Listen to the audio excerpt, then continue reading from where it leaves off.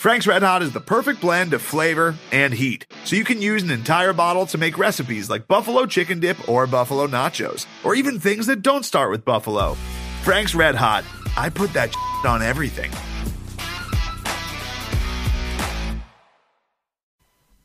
Hey, Craig.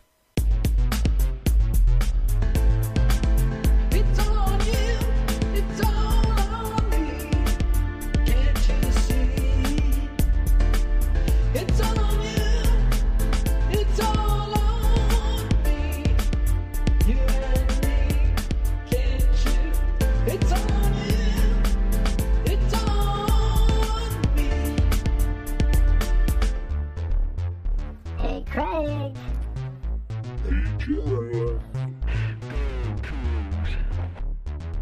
Right or wrong, we don't care. Win or lose, we don't care. We don't care. We don't care. We don't care. Hey, Jeff. Hello. Man. Wop. What at this point, what lead would a Nick Rolovich team have to have in the first half? Well, this for is you pretty to easy. feel like they're going to win the game. This is pretty easy, right? So they in the last the last 3 games against Pac-12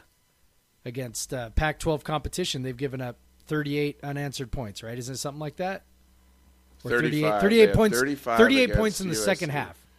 Right? 38 points in the second half against Utah, 38 points in the second half the against last USC game, they gave up 35 in the first quarter. Right. So, and then so Oregon it was USC, did the same they've thing. given up 38 in the second half. They gave... But USC was after Oregon, so USC went 35 in the first quarter. Yeah, there we go. Okay. So, anyway, and then I think the answer is clear. They would have to have a lead of 39 points. 8 in the second half, whatever. They would have to have a 39-point lead in the first half. That's what it would have to be. I mean, that's an easy one to answer. You thought you were going to stump me with that one. You thought you were going to get some sort of rhetorical answer. It's a high no, bar. it's very concrete. 39 points will do the trick. I thought maybe we could discuss it more, but it's very 39 points will do the trick. This actually has a logical answer. Good Lord. The fuck, Craig? Well, this is Podcast versus Everyone. I'm Craig Powers. With me, as always, Jeff Newser. Trying to find my mouse so I could click it. It's episode 132. It is 132. Yeah. Yeah, I meant trying to find my mouse. 'Cause, like, I have like the double screens, and whenever we record, I push my laptop farther back on my desk so I can put my mic in front of my face. Yeah, yeah. And so that kind of messes up the orientation of my screens. Yes. So yes. when I'm trying to go between them. So but that also had double meaning for you, Jeff. So whatever. Yeah. You had to find your mouse. Trying to find the mouse. Right before we start. So for the listeners, right before we started recording, my wife came in and was frantically looking for like a towel, and I'm like, "Why are you looking for it?" I'm like, "Is there water? Like, what do we got going on here?" And she said the cat brought in a mouse. It was in like kind of this like other room we've got that leads out to our back patio, and I do not think that this mouse could have gotten under the closed door, but whatever. She was. Our cat brought this rodent inside, and she was freaking out because she thought this rodent might be able to sneak under the door. And I was like, I don't think the rodent can sneak under the door. But anyway, here's a towel. So as far as I know, the rodent is in that room somewhere. Hopefully the cat kills it and takes it back outside. More likely, the cat's going to kill it and leave it sitting right in the middle of the floor. So well, it's a present for you. Yeah, all you've done for the cat. Yeah, because so the cat has been in the garage last couple days. We had a litter of kittens, and the kittens are now about 6 weeks old. So she doesn't need to really be out there with them anymore. But she, sometimes she ends up in the garage with them, kind of shut in there. And she does not like being in there in the garage anymore. She wants to be out playing and hunting things. And so whenever she gets like locked in there for a couple days with them, whenever she gets let out, she wants to go find a prize for us to show her gratitude for being released from the garage, I suppose. So, or maybe it's an offering so that we don't do it again. I'm honestly not sure which it is, but it's it's something like that. Well, speaking of feeling captive, I felt pretty captive in Martin Stadium for that second half. You know, I'm an idiot, leave, right? And I stay. I know. But I'm an idiot, and I have to stay because I want to see what happens. I want to see what like young players or different players or fourth-year quarterbacks come in late. And then I stayed because you stayed. And I'm like, I also gotta go. We moved down and sat next to Emma and her dad, Casey. Oh, well, that was nice. That was so, you know, for the last the Cam Cooper drive, we got to talk and make fun of our stupid football team. But mostly our stupid football coach. But yes. I don't like making fun of the players too much. No, it's not their fault. Yeah. It's not their fault. Yeah. Yeah, so man, so the start of that game was I fell for it again, honestly. We always do. It's not just that. They were just straight up dominating USC. Yeah. It wasn't a fluky 14-0. It should have been more. Yes. Yep. Dropped, if Calvin Jackson catches that throw, then it's more, you know. I mean, it would have been 3 touchdowns. Would have been 21-0 at that point. So. Yeah, they had – so, yeah, you look at the breakdowns, the quarter and half. Like, first half, they had 100. Well, USC did because USC's final drive of the first half was 93 yards, which accounted for roughly half of their yards in that entire half. Yep. Was their final drive. Yep. First quarter, WSU's 139-40. You know, and then really they started slowing down in the second quarter. That's when they were kind of USC was starting to figure them out. Some of that was also field position, though, too, right? Like we had a turnover deep in their territory. Yes, so that's part of it too. I mean, opportunity. There wasn't necessarily the opportunity. But we didn't convert those turnovers. Correct. You know, but that's what I'm saying. Though, part of the yardage was there just wasn't a lot of field to work with at that point. But you know, I mean, it's that's fair. Yeah, you would just figure, you know, okay, like be okay. It'd be okay. It's going to be okay. And then it very wasn't okay. Second half. Well, it's so funny. As soon as USC got that touch, it's like I knew I was going to feel bad as soon as they broke through. Yeah. Because as we talked with BA a lot, like I know you talked about too. Yep. Like USC's it's not like USC was like having a letdown because they lost their coach. Like they were fired up. Well, they wanted to win this game. I will say this: they seemed a little flat early. Mm-hmm. They also changed their quarterback. Yeah, I mean they you know I think WSU came out ready to play, which is great, and that is something that we do pretty regularly. So that's good, you know. And USC was a little bit on their heels in that first half. I mean, we knocked their quarterback out, nothing dirty, but, you know, we knocked him out of the game. You know, we get a couple turnovers where, you know, who knows, that might have been bad for us doing that. Might have been. Because as you detailed last week, Slovis has not been great. So, you know, I mean, kind of everything was going right for us. And USC, I mean, I wouldn't say they were, like, hanging their heads, but it also, you know, it's not like they were jumping around celebrating the fact they were kind of getting smacked around a little bit. And then that, you know, when that fourth down sequence, when that goal line sequence happened, right, when it was, you know, we had 1st and goal from the 1, and they stuff us. And then they stuff us again. And actually, remind me of the order. Was Jackson's drop on 2nd down or 3rd down? It was on 2nd down, I believe. 2nd down, okay. So they stuff us, and then, okay, great, they're excited. We basically got him on 2nd down, dropped the ball.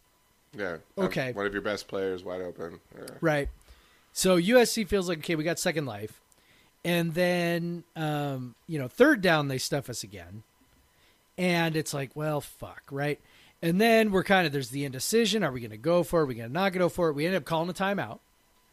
And I think that's probably kind of where it turned. Because, you know, to that point, I don't know that USC was sort of like doing the USC thing, right? Like you were talking about, the enthusiasm, the engagement.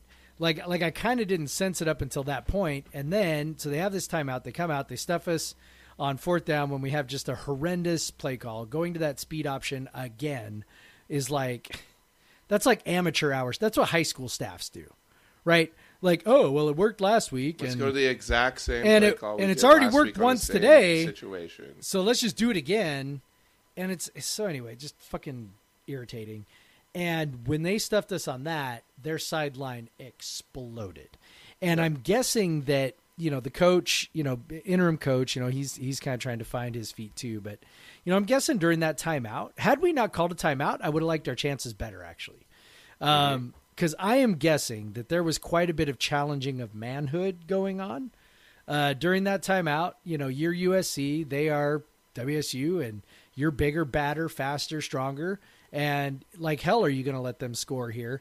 And then when they stopped it, it was like a whole lot of flexing, and that was the point at which, when I was talking to Brian Anderson about this BA, I was like, we were talking about it, and he was like, that was the point at which I knew we were fucked. He's like, when I saw what they were doing, that's when I knew we were in trouble. So I will say it wasn't exactly that perfect momentum tide turning, because it was 7-0 at that point. Right. USC's pinned deep. Yep. They get a couple first downs, but still the field position is still in WSU's favor. They get a short field. They come back and score. Yep. I was having this discussion with a random guy in the stands because he was like, we should have kicked it. I'm like, well, like this touchdown we just scored, it was in part because we had good field position. You know? So that's the math is weird. Yep. But so that's also why momentum is dumb and pointless. But discussing momentum in a football sense is just silly, because you would have thought USC had all the momentum, but then they punted and WSU scored and took a bigger lead the very next drive. Yep. So, I agree with Brian though, because they were fired up at that point. Yep. I mean, we still have enough talent on offense. We could move it down, especially with Delora as quarterback. Like, he'd still move down and score. And sorry about my voice, by the way. I had a fun weekend in Pullman. Yes, you did. We still can move down and score, because we still have talent on offense. If we have talent anywhere, we have it on offense, right? Yeah. But after that was it. We were done at that point. Yeah. Like, that was our last hurrah. Yep. And it was just hold on to your butts. Yeah, because I remember at halftime after USC. We should probably break down how USC scored their touchdown. So we get them to what was it, 4th down, right? Yep. You get them to a 4th down. It's a decision for them. They try to kick a long field goal? Do they go for it? Whatever. It's 4th and 9, and somehow we end up in a defense that puts Justice Rogers on a slot receiver. Yeah. And no, again, not blaming Justice Rogers on that. He had no shot. No. He wasn't going to cover him. No. And Justice is like a faster linebacker and still had no shot. Yeah.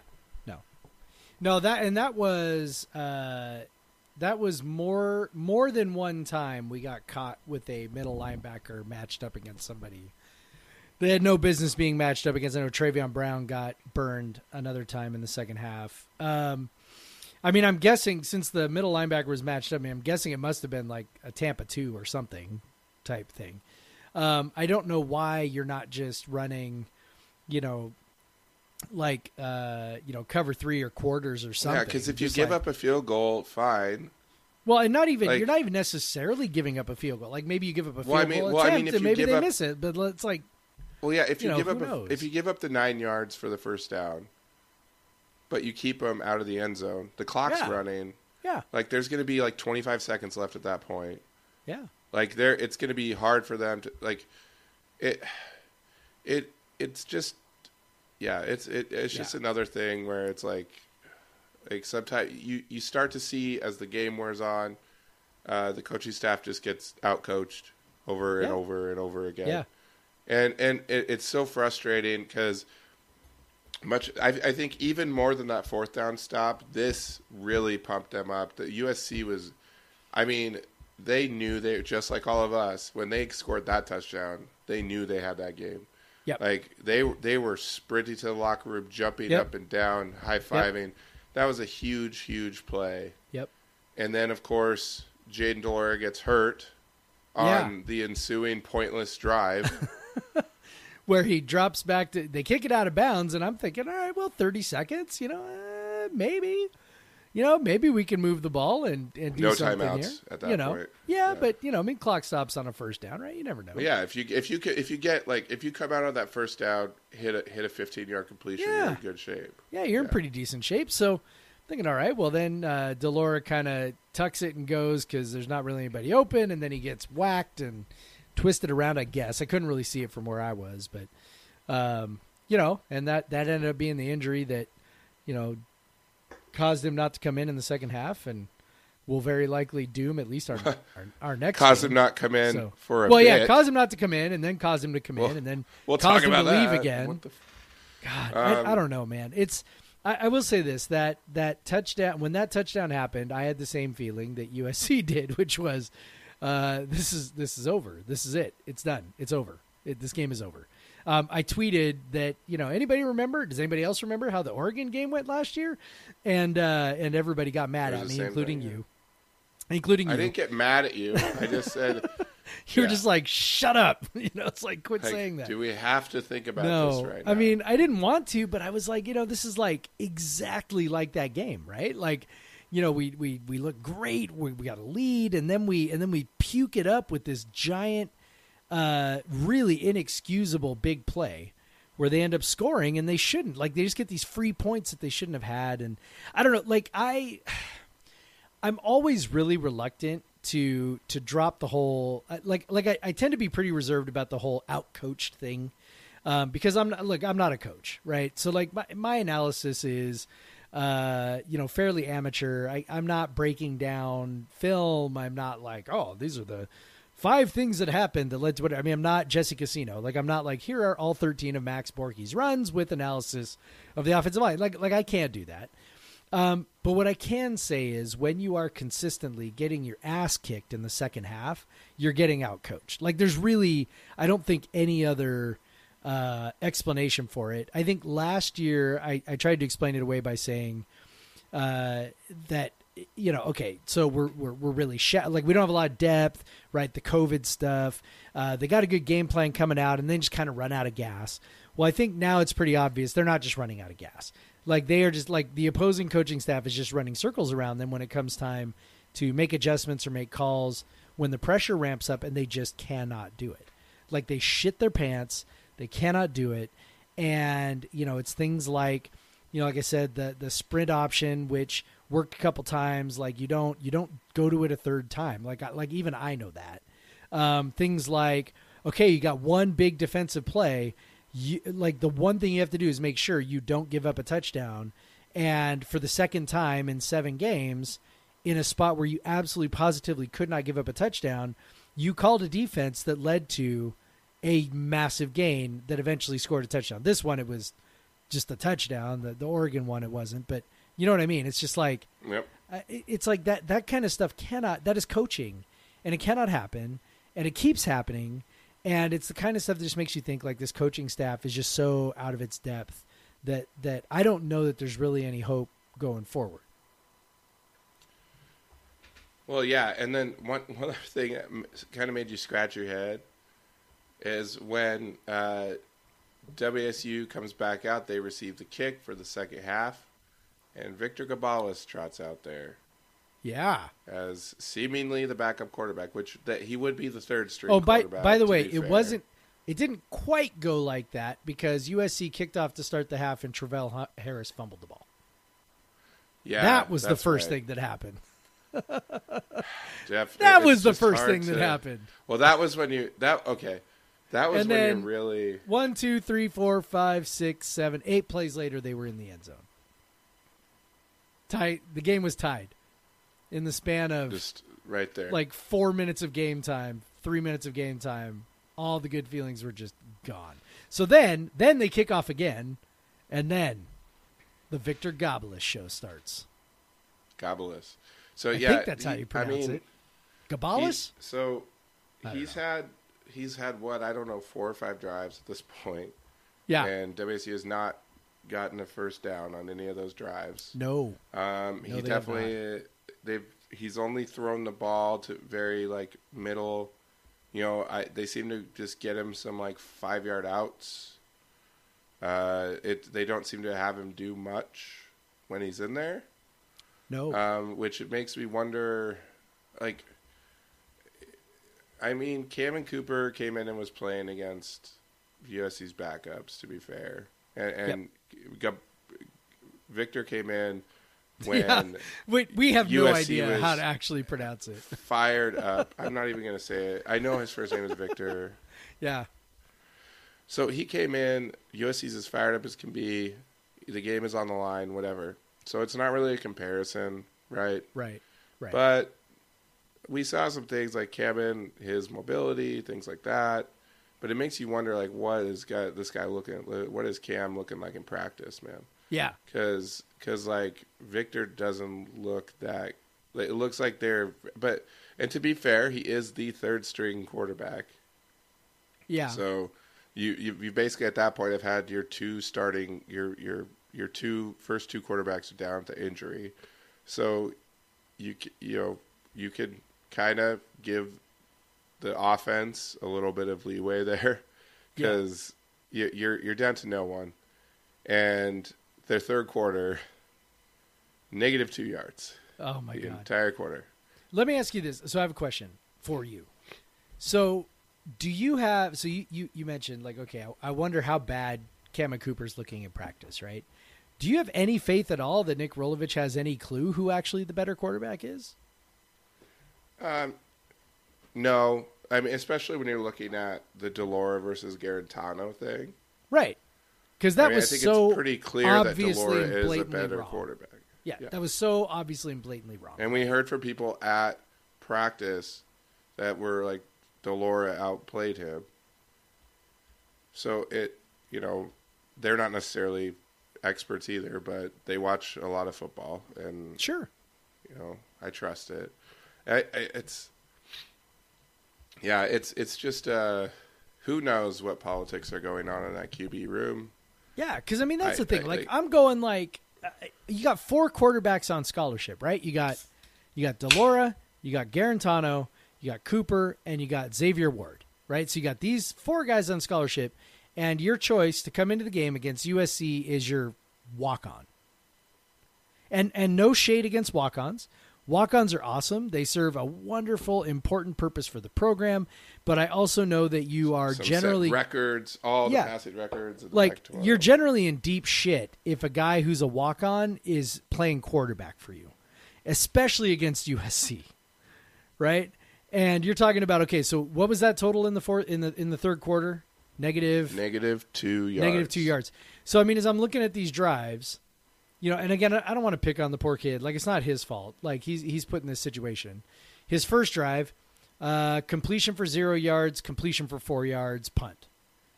Second drive, completion for 6 yards, incomplete pass. And that was when we actually had Travell Harris kind of on like a little corner route from the inside. He just overthrew him.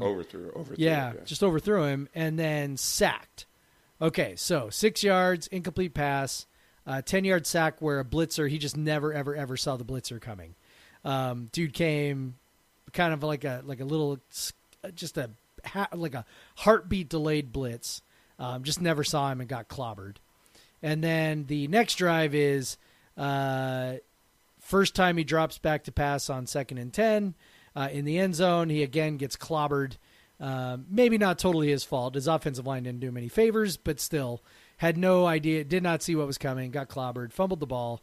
USC recovers and scores a touchdown to make it 28-14. That happened right in front of me. And I'm just like, oh my God. And then, so this is when Jaden Delora comes back. Magically, his knee is okay. Right? Yeah, right. So no coach would ever put a guy in a game that maybe he was still hurt. So it's 28-14 when Delora comes in, right? Yes. Right. So now you've given up 28 consecutive points, including a couple of touchdowns, while Gabalis has done nothing. Delora comes in and promptly heaves a ball down the right side that is easily intercepted. And then 5 or 6 plays later, another touchdown. 28-0 in the second quarter. Or third quarter, I'm sorry. 28-0 in the third quarter. In the third quarter. 172 total yards to -2 total yards. Oh, my God. WSU ran, 8, 9, 13 plays. Yeah. 1 was an interception. I guess 14. 1 was a fumble. Oh. Yep.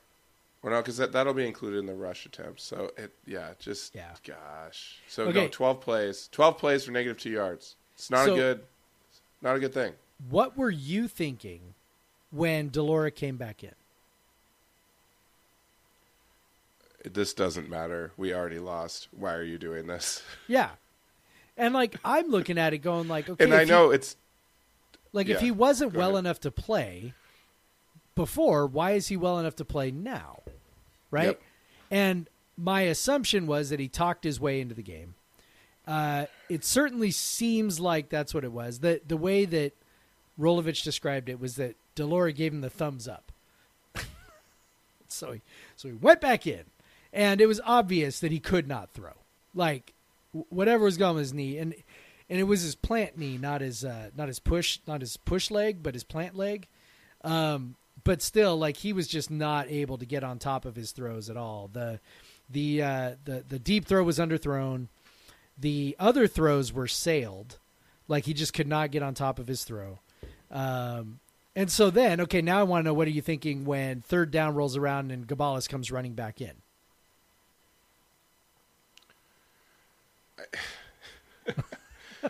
Like, what are you thinking? Like, what is, like, well, I think Delora hurt himself again. Like, that's, and so I'm thinking, so you brought him back in and he just made it worse. Yeah. I'm just thinking, like, what a clown show. Like, the coach literally has and I know that so much of this is going to sound like piling on. Like, I get it. Like, if anybody listening to this is like, yeah, well, Rolovich can't do anything right. These fucking guys hate Rolovich. Well, you're right. Okay, you're right. But it's like, people earn the benefit of the doubt, right?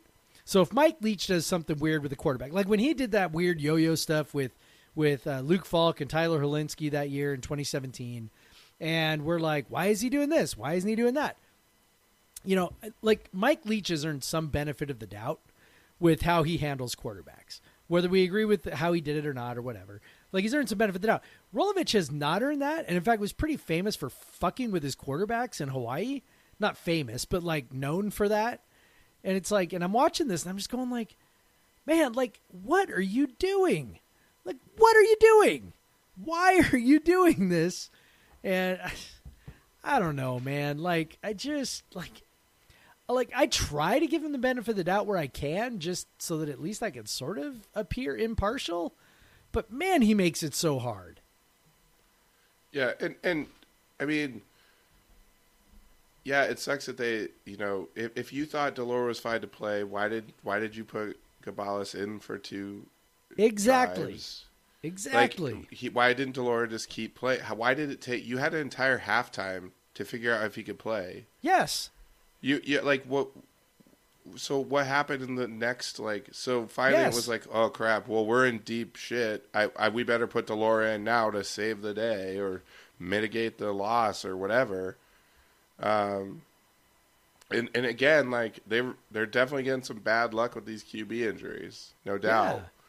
But still, it doesn't make any sense. Like, if you think the guy's injured or can't play, leave him out. Like, it's, yeah. If he can't talk you into it in the 15-minute or 20-minute halftime, what did he do in the next 20 minutes Nothing. that convinced you? I'm He so did confused. nothing. I was right there. I was right by the sideline. I could see what was happening. He did nothing. It's not like he was testing out, running around. It's not like he was, kind of throwing the ball, trying to get loose. Like, I would understand it even if, like, so they by said the way, did you see Garantano warming up as well? Yes, he was throwing with Xavier like, Ward, and I'm like, I don't know, man. Well, it's funny. Rolovich said he was emergency quarterback, and I was like, I think at that point it was like 38-14. I'm like, this is not emergency. No, just put a running back in the backfield and run straight forward at this point. Yeah. Everyone wants to go home. Like it's. I don't know. I mean, if Delora had been in the locker room, Cabalas comes out, nobody can find Delora, and then Delora comes jogging out of the locker room. Okay, let's give it a go, right? But it's like he came out with the team. He had the brace on. He was just kind of standing there. And then now that you're down by 2 touchdowns, you're going to bring him in? Like, BA and I talked about this too. Like, they put Delora in these positions to be a hero. And it's like, what do you think you're going to get when you put a 20-year-old or a 19-year-old in a position to play hero ball? Like, this is what you get. This is what you get. And it's not good. The coaching staff really does look clueless. And that is a tough thing to watch. That is a tough thing to watch. I mean, we have not had to watch that in a very long time. And, there's going to be a lot of comparisons here to Paul Wolf over the next few weeks, which, are maybe somewhat valid, but also somewhat invalid depending on how you're comparing them. But in terms of like just being out of your depth, that's a valid comparison. These guys are so far out of their depth. And that is just frustratingly heartbreaking for sure. Oh. And I think the natives are getting restless still over the amount of touches that Max Borgi gets. Because he's 13 touches this game. That's it. No catches, 13 rushing attempts. I think he got hurt. He looked like it. Yeah. There looked like there was a hitch. Yeah. He took one hit, and I don't remember exactly when it was. It was in the first half, where he got chopped down. But he kept playing. He did keep playing, no doubt. No doubt he kept playing because he's tough as hell. But he got chopped down on his leg and kind of came off the field and was doing. He had a little hitch in his giddy up, to the point where you're kind of like, well, that doesn't look good. Well, then he comes back, you're like, oh, he's fine, and then. I think it was probably a combo. I think he wasn't totally fine, but I also think, USC, did their USC thing. I mean, after that first quarter, I don't know how many rushing yards we had after the first quarter, but it definitely was not much. I could look. Yeah, I can look. So they had 14 in the second quarter, and then in the second half, they had 46 rushing yards, and they had 53 in the first quarter. Yeah, and some of that in the third quarter was sacks. There were 2 sacks, but so still, I'm not seeing the running back, but still numbers. But still, that's we figure okay. So there were 2 sacks. I think he lost. I was just looking at it. I think the 2 sacks he lost 10 yards and 5 yards, so minus 15. So we had 3 rushing yards outside of the 2 sacks. So 2 carries for 3 yards in the third quarter. So in the second quarter and third quarter, we had 21 rushing yards on 10 attempts in the second and third quarter. Cameron Cooper had a couple runs when he was in as well. Yes. So he had.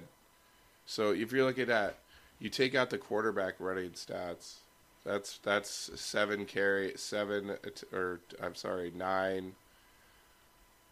9 for 26. Yep. So the running backs had 21 for 73. Yeah. And Max was 13 of 72 of that. Yep. Really awful. Really, really, really awful. Oh, I'm sorry. I was looking at I gave McIntosh's stats to Delora, so there was less QB yardage in there, but whatever. So just add 20. So there was 93 rushing yards for the running backs. McIntosh wasn't. There was I believe it was a 3rd and 1, and it was, I think, in the third quarter. And they had Gabala, or they, I don't know if it's Gabalas, but they had, USC had 3 guys in the middle, like, and they had a nose tackle and they had 2 linebackers, like, and they had McIntosh in, and you're thinking, just hand it, like, just get the yard. You're struggling right now, just get it, and they don't do it, and they punt, and but, you know, whatever. It's what I tweeted earlier today is, this is all of Nick, just to talk about kind of where this fits in the grand scheme of things, you know, because I don't, Jeff, do you have anything else to say about this stupid fucking game? No, I mean, just, you know, everything we said, I think pretty well covers it. So this is every game in the Nick Rolovich era. Let me just list them. With their biggest lead in the final score, except for the game where they never had a lead, and that was only one. They've had a double-digit lead in all but one of his games. So they led OSU 28-7. They won 38-28. You may remember that game got to 31-28. I do. And then they got they used not a trick play, but a kind of a nifty little their play. most creative play, which was smart. You know, it worked. Yeah. Yep. We were hyped. Yeah, we were like, look at Nick Rolovich, creative little play to get a touchdown. Then the next game they come out, they're up 19-7. They lose 43-29. Yep. Then the next game, they give up 35 points in the first quarter, and then lose 38-13. They led Utah 28-7, then gave up 38 consecutive points to lose 45-28. We all remember that one well. They led Utah State 23-11. Can't forget this one. Then lost 26-23. They led Portland State 37-10, won 44-24. That one doesn't really matter. But they led USC 14-0. Again, gave up 45 straight points, topping their previous record of giving up 38 straight points, to lose 45-14. So in 1, 2, 3, so 3 of those games, 4 of those games, right? Yep. Double-digit leads. And double-digit leads, and they end up losing. In 3 of those games, lose by 2 touchdowns or more. And then the other one, they didn't get the double-digit lead until like 8 minutes left in the game and blew that. So, yep.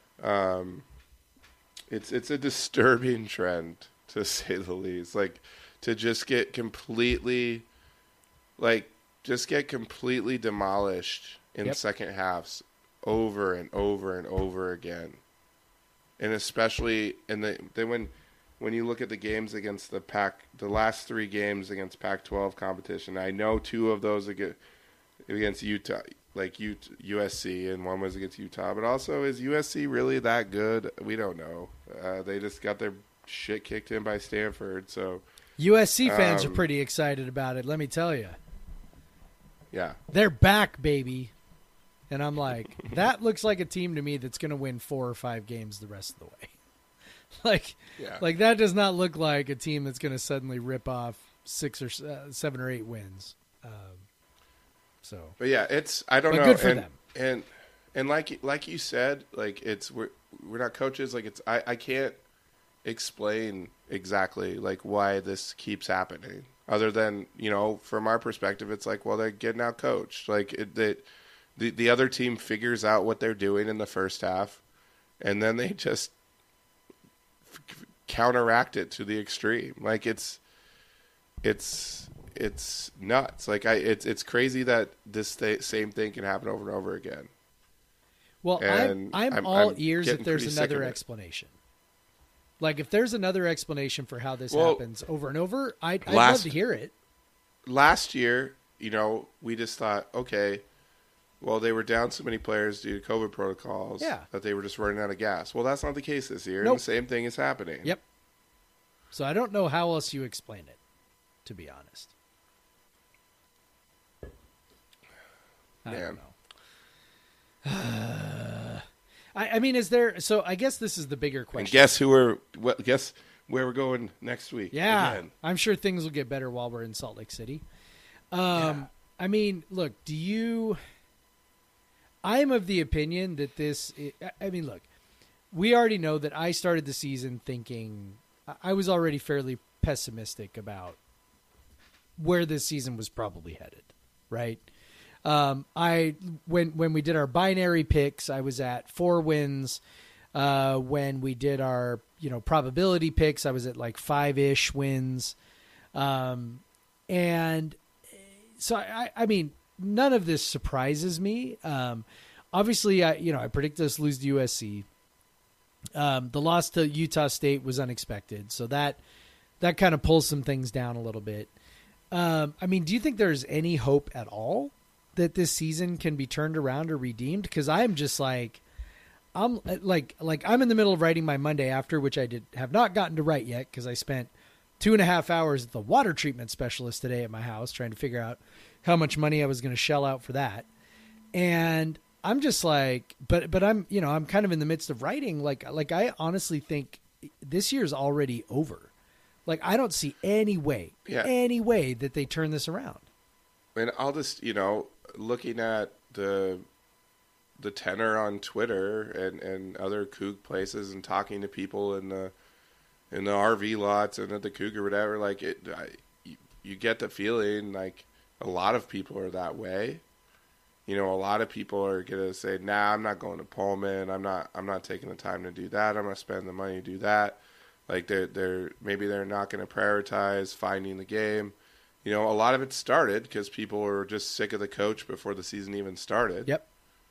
And then, if you're sitting at 3-0 right now, or you're 2-1 and maybe narrowly lost to USC or something, like you probably could have brought some people back who, like they just want to see the good football and cool. But when you combine the two factors, yes, of a coach who has put us into controversy as a university, and then just the worst on-field performance we've seen in a while, and it's just it's hard to be excited about it. And no, I don't have any hope. Someone was asking me in the tailgate after the game, how many more wins are left on the schedule, and I was like, maybe Arizona. Yeah. Arizona's real bad. Arizona's very, very, very bad. I think Arizona's definitely worse than us, and we got them at home in November. So, but the rest of them, man, they're going to be underdogs in every game. BYU looks pretty good. Yep. They look better than we thought they were, probably. Yep. Stanford looks better than we thought they were. Yep. Those were a couple of the winnable ones that we had on the schedule. You got a lot of tough road games. It's 2-10 looks very real right now, and obviously things could change. Who knows? But it's just looking at the last, the first 7 games of sample we have with the staff. It's hard to feel positive. Yep. I'm feeling the same way. I think I'm already at the point where I'm like I'm ready to declare the program is toast. Like there's no coming back from this program wise. That it's actually done with him. And it's not just him. It's like it's the it's the whole coaching staff, right? Like they all play into things like those collapses. Obviously somebody is making the play call that leads to that touchdown at the end of the first half, but also, was there a blown assignment? Maybe not. Maybe it's just the play call, but it's like, okay, so either it's a dumbass play call or somebody blew a coverage, and either way it's on you, the coaching staff, right? I just don't, recruiting is a train wreck right now. I know that people will say, oh, well, look, their average star rating is about what it normally is or a little higher, and that's great. I mean, I'm not going to argue with that. That's true. But when you've gotten exactly one commitment since Rolovich's vaccination the number of commits right? matters too. That matters too. So we are now, just a few months away from signing day, and we have 8 commits. And the only commit we've gotten since Rolovich announced he was not getting vaccinated is a guy who, for all we know, may turn out to be great, but also was a not rated recruit who has been like a backup on his teams. Like maybe we're out in front of the game on that. Maybe the kid's going to be amazing, but let's be real about who has committed since Rolovich announced that he was not getting vaccinated back in July. And it is bad. I feel like we are witnessing, last week I said, I feel like we're witnessing sort of the real time, dismantling of the Leach era. I'm at the point where I'm like, we are full on death spiral. Like we are in a death spiral and only one thing can solve it. And that is like wholesale change. And I don't know who, so somebody, I don't even remember who, I think it was Brian's friend, AJ, was kind of pushing me at the tailgate. Like, well, who do you go get? Who do you go get? And I'm like, you know what? That's not my problem. Which sounds kind of funny or weird, but like, really, that's not my problem. I am not the AD. It's the AD's job to know who to go get. I don't know who's available. That's just like a different version of a sunk cost fallacy, right? Like, I don't know who to go get. Like, just because I can't name a person doesn't mean there's not somebody better. Like, that's not my job. That if I'm the AD, my job then is to figure out, okay, this guy sucks. Our program's in a death spiral. You cut bait sooner rather than later before you do any more damage. You just say, you know what? It was a mistake. We got to go get another guy. It's a university-friendly contract. We know that, right? So if we do it at the end of this year, I think he's only owed a couple $1 million, which in the grand scheme of things is like nothing, as awful as that sounds. Chun paid $7.2 million to get rid of Ernie. Right. And so, okay, so a couple $1 million to make him go away, right? Yeah. 5.6. So 4 years. Yeah. 3 years, 4.2. Yeah. I don't know. I think it was $7 million total that he was paid. It was a lot. Under Chun. It was a lot. It was too much. Too much. But this is already... If anyone wants to draw any comparisons to Paul Wolf made $600,000 a year. Yeah. Yeah. Nick Rolovich makes $3 million a year. And and that's just part of the market right now. Yes. Honestly, it's not, I don't even like, I think we said like it's when he got hired, we said like the salary was higher than we would have thought, but the trade-off is the university-friendly buyout. That's the trade-off. Which may be a big deal soon. Yeah, it's only a percentage of his base salary. It's not even 100% of his base salary. It's like, what is it, like 60%, I think? Something like that. 60% of the base salary is all he's owed for any years for which he is fired without cause. And that's the other piece. He might get fired with cause, too, so who knows? Well, and I'll say this, like, Kook Center started... you started Kook Center right when Paul Wolf was hired. Literally. And we spent a couple years just trying to figure out ways that it wasn't a total epic disaster. Like, we're just trying, okay, maybe it was this. But then there was just a point, and for you, I think it was the Seattle game against Oregon State in 2009, where, for a lot of people it was, where it was just like, no, this doesn't work. Yep. And so now I think we're a little more sensitive, at least you and I are. Yes. I'm not saying we in the royal way. Yes. You and I are a little more sensitive to issues with coaches. Yes. Especially with coaches that don't have a long track record of success. Because even Leach, it took a couple years until we started kind of, I think it was about 3 years until we started kind of like, before he turned it around, whatever, the famous Jeff Nusser article, whatever. Like it was, but that was after he went 3-9, 6-7, 3-9, and then when it was 2-2 in his fourth year. Yep. And you're like, okay, maybe he can't do it here, maybe. But then of course they run off a bunch of wins and whatever. But yeah, but I don't see that. And part of the reason I don't see that is because Rolovich has never done that at a major program before. Right. So why should I believe that he can do it? Like, his best season is 9-4 at a Mountain West school.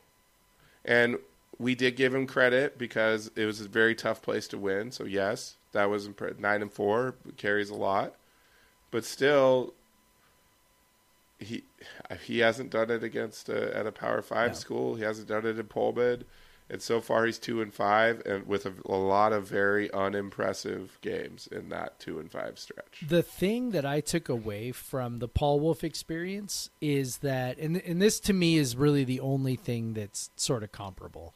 I think the other stuff's not comparable, right? I mean, the two of them took over the program at totally different places. Like, the program was already kind of cratering at the end of the Doba era. Paul Wolf took it over, and a lot of people forget this too. Paul Wolf took over at a time under scholarship reductions, right? They had major problems academically with APR, and he took over. I mean, I think they were down like 7 or 8 scholarships his first year. So, like that's a big deal.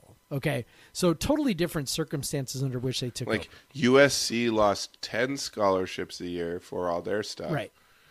Like but that just shows how big those APR penalties. We've seen that's a huge penalty compared to what other schools have gotten for things that are perceived as bad, which now we don't see as bad. But evidenced by ASU, so that's where it's comparable, and then that's where it's not comparable, is that they took over totally different things. But where it is comparable is the biggest thing I think I learned from the Paul Wolf era. God bless him, is that like when you know it's not working, like when you can see it's a disaster, trust your gut and just be like, okay, like this ain't it, right? And so you mentioned that like that Seattle game against Oregon State was what pushed me over the edge, and that is true.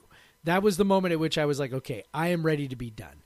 But if I'm being really, really honest with myself, the moment at which I sort of knew it was done was that second year in Seattle against Hawaii, when they got absolutely, totally outclassed. No, that was the game. That's what I'm saying. Because so the Oregon game, it was a Seattle game. Yes, I think maybe I just but got that the Oregon State wrong. game was definitely. I remember you texting me during the Hawaii game and being like, fuck this. Yeah. Like, I'm so pissed. I think I was living in Nashville at the time. The Oregon State game was definitely when I was like, okay, I am sure beyond a shadow of a doubt, this is done. This is over. It's never going to happen. It's never going to happen. But in a moment of of honesty, if I'm being like brutally honest with myself, I knew at that Hawaii game it was done. And that was the second year. I was like, this ain't working. But I didn't, I held on for a couple of years. Now, part of that is Paul Wolf's a good guy, want him to succeed. Like that legitimately was part of it. Like, he's one of us. He's a good dude. Like, I really, really want this to work. And so I tried to look for as many reasons as possible why it would work. But the honest truth was I knew in that second year that this was not going to work. And I think that, like, when you see that, go with that. But now you look back and you're like, why didn't we realize it was not going to work when they lost 66-3 to Cal, and then 58-0 to Stanford, and 69-0 to and then 60 whatever to like 14 against Oregon State. Like, it just, these scores over and over again. We probably should have it's just because we couldn't possibly believe that the floor could be this low without some crazy shit happening. But we know now that it can just be that the staff is in over their heads. Yes. Because even and who knows, like, maybe the difference between those big numbers and the losses they're having now are just the fact that, like you said, Rolovich started with a hell of a lot more talent on the team. Yep. I think that's, the other part where it's comparable, is that, like, the situations just, there's more talent now, and that's probably the the difference in the gap. It's you can see it when you're like, they're just clueless. They are out of their depth, and somebody has to have the guts to cut bait, like the Seahawks with Jim Mora, right? Like, they went one season with that dude, and they were like, oh, no, this ain't it. we made a mistake. And that's the biggest thing. Like, you have to be willing to own the mistake. I mean, look, I don't fault Pat Chun for hiring him. I really don't. Well, and how about, I always think of them as one of the same, like John Embry at Colorado. Yes, that's the other one. Yep. They went through 2 years, which were very similar to Paul Wolf's 2 years, and they were like, nope. And it was around the same time. They fired him the year after WSU fired. And they hired Paul Mike Wolf, which it worked out. Ended well. up not working out in the end, but worked out pretty okay for a few years. They had some good years. Yeah, so it's when it ain't working, you got to have the guts to do it. And I'm not convinced it was the wrong hire. I know that's gonna but you and I are much more process over results kind of people, and the process of hiring Rolovich seemed sound. Like, it really did. Like, for so many reasons, it seemed like a good hire. Looking back now, you can see sort of like red flags, but I don't fault Pat Chun for getting a hire wrong. That happens to everybody. Where I will fault Pat Chun is if he doesn't look at this situation and go, like, he's got to go. Like, he's got to go, and we got to do this again. And, okay, so we try and get it right this time. And look, maybe Rolovich isn't such a disaster if he doesn't, walk into a pandemic. I don't know. I tend to think that what we're seeing now in 7 games might have taken 3 or 4 seasons to play out. I don't think we end up in a different spot in the end, but it is what it is. 7 games, and he clearly has taken a torch to everything that Mike Leach built, and you better get rid of him before it gets any worse. And hopefully you sort of stave off any more damage by doing that. Yeah, but I'll say to a lot of people that are, think about not going back and all that stuff, like not going to Pullman and all those things. Like, I still have really enjoyed going to Pullman this season, being of two minds, knowing full well that I am done with this coach, even from, the first game. And I've been still just having the same time of my life every time.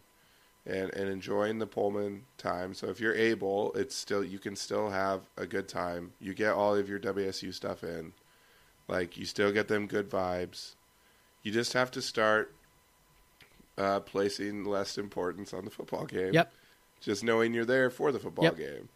And then if something good happens at the football game, sure, yay, have fun. Yep. But otherwise, it's just like, I've had fun with my friends. I've had fun with family. It's been a good time. So, I mean, if football's the only thing keeping you away, like if you're saying, like you, Jeff, if Rolovich needs to be fired, we need to be cut and run, and maybe staying away from the football game is kind of a way that you make a point to say that, especially if you're a long time attendee. Like, I think that's fair. Yeah. Like if you're like, just like, I can't support this and I can't support the university employing this person, then that's fair. Yeah. But if you're just like, oh, I can't handle watching shitty football, but you like going to Pullman, that's still pretty fun. Yeah. And there's a lot of cool businesses and cool people you could support. Yep. But so I'm not trying to get on my soapbox, although I am a little bit. I'm just telling you my experience. And I've had an absolute blast. I had an absolute blast with Emma and Casey and you and your kids this weekend. And just just them enjoying Pullman. Emma enjoying Pullman for her first time as a 21-year-old. Yeah. And as a legal age to drink. So it was cool to see that, and it was cool to take my mom last week and take my dad the first week. And so I've just had fun. I got to, have a weekend with one of my good friends, Corey, this weekend, and all that's all been fun. There's still fun to be had. Yep. But again, yeah, if you want to say like, screw this, we're not attending for that, then I totally understand. I'm just saying you can still have fun. Yeah. Like don't let it like if you got tickets to a later game and you're like, oh man, this is gonna suck. You could still make a good Pullman weekend. There's still good times to be had. Just know that the football's gonna suck. I agree. Should we take a break? Finally, let's take a break.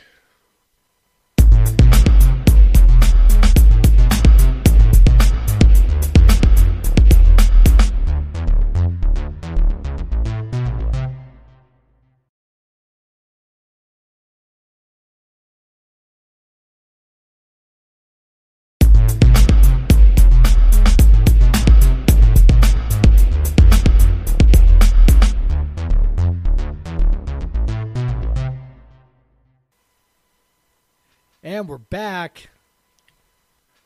Well, Jeff, I had a really good weekend with my buddy Corey. Yes, you did. But I think I went a little hard. We went pretty hard. You did go hard. We obviously we're good. We've been good friends since Wazoo, so we had plenty of nights like that at Wazoo, plenty of weekends. Yeah, but you're not 21 anymore, Craig. Yeah, we're not 21 anymore. So the one thing that I missed from the weekend, which I had done the first 2 weekends, was a stop at Pretty Fair Beer in Ellensburg. Yeah. I feel it like I'm jonesing for it now. I didn't get that little hair of the dog beer on the way home. Yep. I didn't get a bite to eat or anything. So that was one thing I missed out on. I'll have to keep that in mind going forward to like kind of dial it back. So because I got other things to do. Yeah. I have a new tradition. I'm getting part of the trip.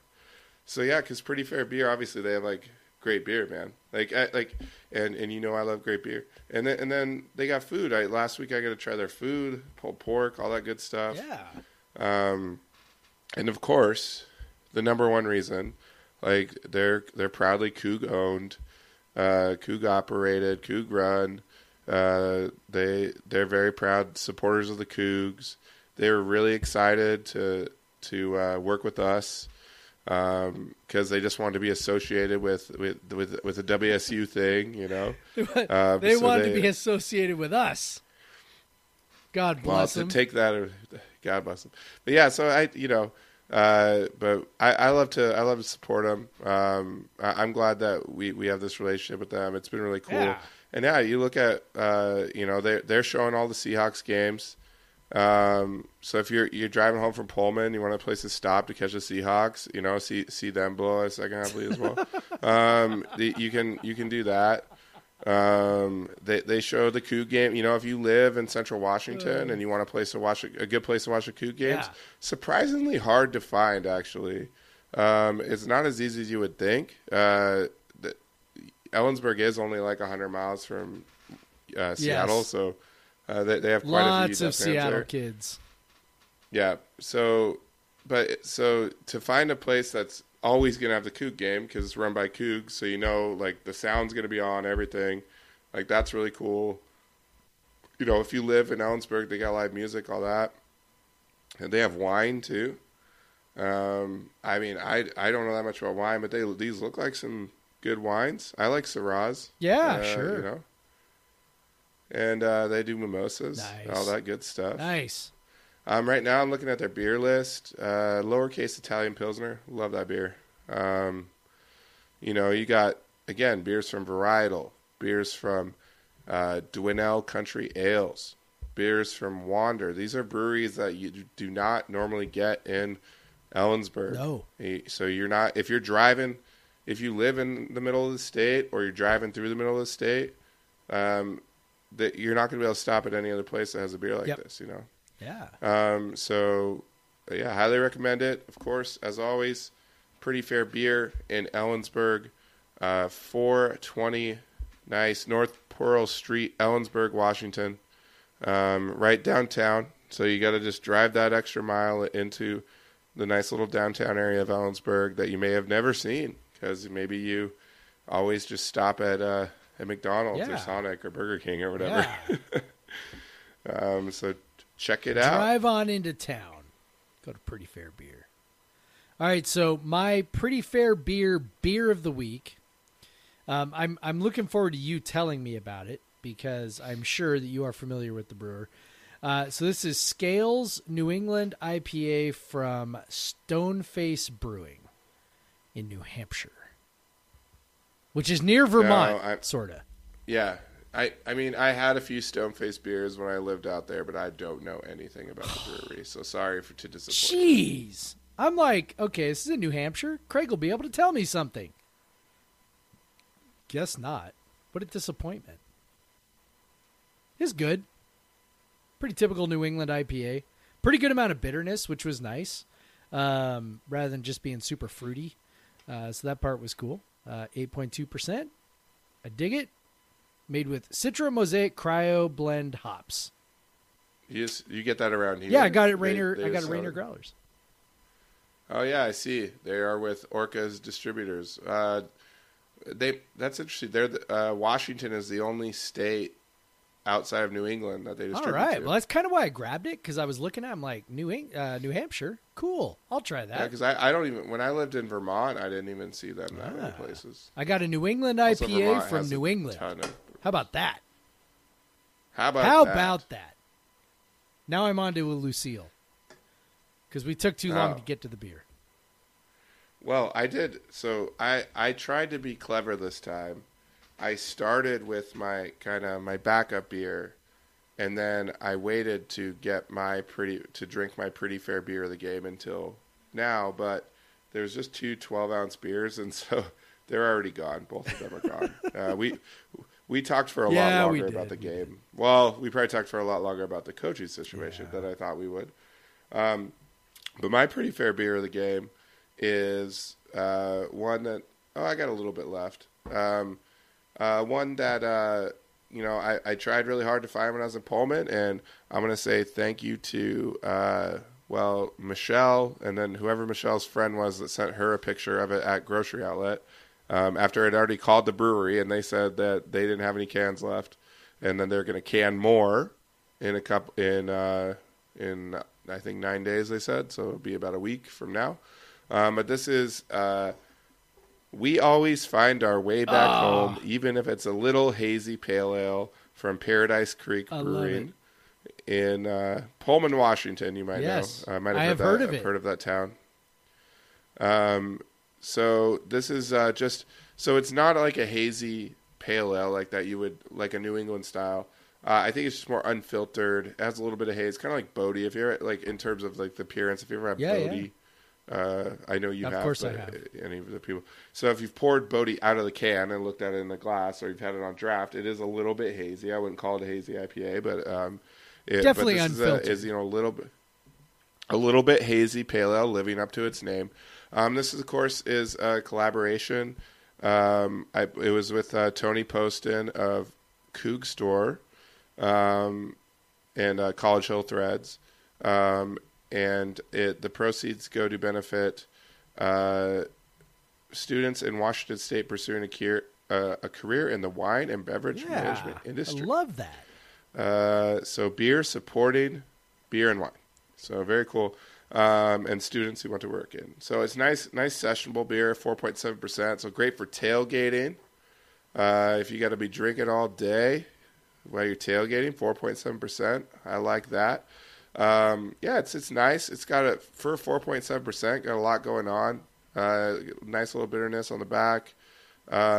It drinks a little more body than a typical session pale. So I enjoy it. I got a few more, so it might be kind of old by the time I get back to Pullman, which will be October 16th. But I'm definitely gonna try to hang on to some so I can have it there, and hopefully they'll just have more to buy. Yes. Another is a shout out for Tony Poston and Coog Store College Hill. Yep. I just got in the mail a book today. That's awesome. Called Butch's Game Day, and so got to give that to my daughter and read that to her, and it's really, Butch gets up and he goes to the Coug and he goes to Ferdinand's and he goes tailgating, all this stuff, and so I'm really excited to, when I take my daughter next month, to recreate that book with her. That's going to be really fun. So, but yeah, check it out. By the time homecoming rolls around, hopefully they'll have more cans available. If not, it seems like they distribute it around town. Got it at Grocery Outlet. They had a sign right out front, Grocery Outlet, about the beer, so maybe Grocery Outlet's kind of one of the preferred vendors. I'm not sure. If you don't know, the Grocery Outlet is where the old Shopco was in Pullman, up on that hill. So yeah, check it out. It obviously supports a scholarship. Then you get to have the most local beer possible in Pullman while you're in Pullman. And I saw Tony say on Twitter that he expects it to be distributed around the state, but we'll see about that. Seems like they're selling it pretty good in the area, so that might not be possible. But check it out. So we always wait to find our way back home, even if it's a little hazy pale ale. Paradise Creek. That's my pretty fair beer of the day, beer of the podcast. As always, this segment, our beer segment, was sponsored by Pretty Fair Beer in Ellensburg. No. Proudly run by Cougs. For real? Check it out. Yeah. Sponsored by. Oh, that's cool. I think we got it covered. I think we got it covered. Now let's move on to our unsponsored segment. Let's talk about the soccer team. Well, we are a soccer school after all. We are, and they're on a roll. They are. I mean, as we talked about last week, they had some unlucky results. Still, they're 6-1 and 1 overall. Yep. And they've switched to as you mentioned, they've switched to a younger goalie, and they have not given up a goal since then, right? No, they have not, and the offense is still humming right along. And I know they went on the road this weekend down to Colorado and played. They played Northern Colorado, I think, right? And sorry, I'm pulling up the schedule here because I'm a little bit behind. So they played Northern Colorado, and they also played. Oh yeah, they played Denver. Their last 3 games with this freshman keeper, they've won by a combined score of 8-0. Kansas, Denver, Colorado, all 3 games on the road, all 3 games smoking the opponent. These are good signs, Craig. Yep, and then so this week they kick off the Pac-12 schedule. So they start with Arizona and Pullman before Utah the next week. I could not tell you one single thing about Arizona, but I think that WSU should and can beat them. So, yeah. Yes. Are you an expert on Arizona's soccer team? I am not. But I am looking. Let's see. So I was trying to see about the keepers. So Nadia Cooper played 45 minutes against Northern Colorado, and then Marissa Zucchetto came in for the second half, it looks like. So that, and Zucchetto was the starter. So I do not know if this is the switch to Cooper is a permanent change or was maybe an injury change. I'm honestly not sure, so I'm a little confused. But Cooper at least had been playing. She played the game against Kansas and the game against Denver, both of them shutouts, and she had a few saves against Northern Colorado. So yeah, I don't know about. I'm looking for clarity on the keeper situation, but I don't see any yet. So, but they the offense for sure has a click, and Grayson Lynch seems to be sort of the linchpin. So yeah, she had 2 more goals against Northern Colorado. She seems to be the one that really has unlocked the potency of the offense, which is cool, man. They've got. I mean, they just come at you with waves of attackers between her and Enzi Broussard and Elise Bennett, and I'm forgetting somebody here already. Who am I forgetting? I can't remember who I'm forgetting. Oh, Frimpong Ellerson. She's a midfielder, but she plays very advanced. So yeah, they just come at you with waves and waves of attackers, and it is awesome, man. It is awesome. They are fun. Listen, if like you have any interest at all in soccer, like catch these guys on a stream or on TV because they are actually fun as hell. Yeah, they play forward a lot. They usually pepper the goal. There's a lot of action happening pretty constantly. They have like we've talked about. They have defenders that are very good at pushing the ball forward, like Mickey Jimenez. They have a very good attacking approach, and they're actually very good defensively too. And yeah, as long as they can avoid silly mistakes that have kind of maybe hurt them in the first, where they're only non-wins, which is only 2 of their 8 matches so far. They're 6-1-1, and so then they can beat a lot of people. And Arizona is coming in; they're 3-4, no ties yet, no draws. They lost to Gonzaga 1-0 at home. They beat Nebraska. They lost to Texas Tech. They lost to LSU. Lost to Utah Valley. So, I don't know. It seems like WSU a good shot to pick up a win to open their Pac-12 season and hopefully make a charge to get back into the NCAA tournament. It seems like they've set themselves up pretty well. Yes. I think the loss to Arkansas State is bad, but the draw with Arkansas State is bad. I don't think the loss to Seattle is that bad. Seattle's typically a team that's usually pretty decent. So I will point out that Makia Maness did not play in either game over the weekend. She only played 70 minutes against Kansas, so that leads me to believe maybe she took a knock in that game. So I hope whatever it is. Normally she's a 90-minute player, so I assume that she had some kind of injury there, and hopefully she's back soon because she is a monster. She is awesome. Yeah. Volleyball did good. I'm sorry, Coug legend. Yes, sorry. I did not say preface that. Volleyball had a good weekend. So that was good. Yeah, they took down a couple more wins, so they've kind of bounced back from their rough start.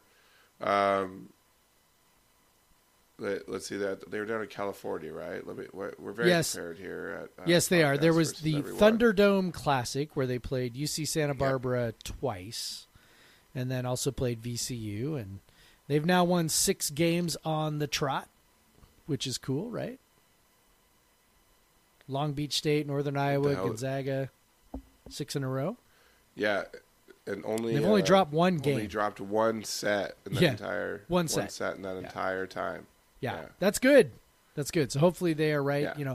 Both of these teams are soccer and volleyball both start conference play this week. So yeah, Colorado on Wednesday for volleyball. They're ranked, and then number 24, and then UW is ranked number 6. They're coming in to Pullman this Sunday. Yep.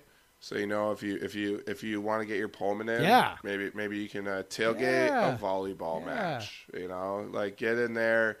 The Apple Cup on the volleyball court. I don't know if there's like a and I think soccer. Yeah, soccer's at home too. So you could go Friday soccer against Arizona, and then Sunday volleyball against Washington. It's a pretty good doubleheader. Pretty good weekend. We should do that sometime. Check it out. We should. But you know what?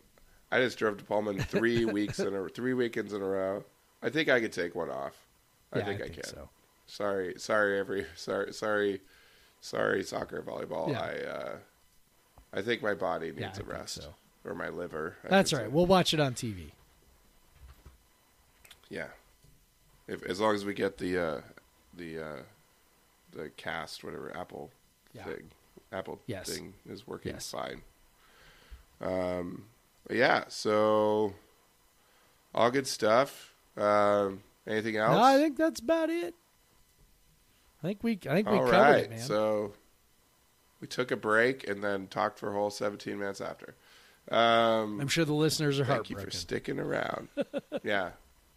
Hey, especially this week, there won't be people driving to Pullman. Sometimes you want your podcast to be even longer when you're on a long drive, so you have to switch them out as often. No doubt. You're like, oh, how dare you do a short? But this is a short episode for us, as long as we don't end up talking about something. But yeah, I don't think we're going to do that. If you want to follow me on Twitter, I'm at the Craig Powers. If you want to follow my Instagram, it's at Craig W Powers. If you want to follow Jeff on Twitter, it's at Pod VS Everyone. If you want to send us questions and comments, podcastvseveryone@gmail.com. Yeah, is that it? I think that's it. That's all.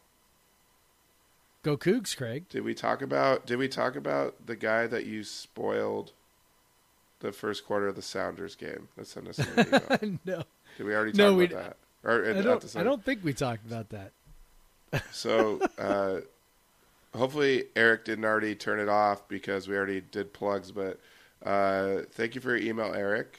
I'm just going to read it. Got to tell this story. I've been suspecting for a bit that you guys might be almost directly in front of me at the Sounders games, like a seat or two to my right. Otherwise, it would be. But it wasn't until today that I was sure. I only know because Jeff had the Coup game on his phone. This was the Portland State game. And I saw the score was only 7-0. I was going to watch the Cougs when I got home, but no. Jeff needed to watch 2 games at once and spoiled the score for me. Now I knew who to blame since he talked about what he did on the podcast. And then he said some nice things about us and that he was just joking. But yeah, so that was a pretty funny story. Funny. That's a good email. Yeah. You know? That's the bar. Well, everyone. I mean, normally that's one of the best emails. Normally the people who suspect that they are seeing us have it confirmed when they realize that you are with me. And they're like, who is the tall man next to the shorter man? And that's usually how it goes. This one, apparently, my phone was a dead giveaway this time. Yeah. So, yeah, glad I could help. You ruined it for him, man. He was doing the DVR thing. And that's always heartbreaking. Sorry. I mean, it could be worse. Like, I could have been like maybe we would have lost the game and I could.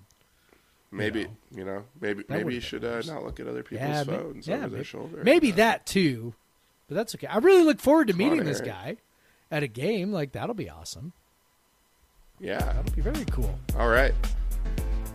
Well, thank you for that email, Eric. It was really funny the first time I read Still it. funny. And it was just as funny this still time. Funny. All right. Go Cougs. Go Cougs, Craig. Black Lives Matter. Black Lives Matter. Get fucking vaccinated. Yep.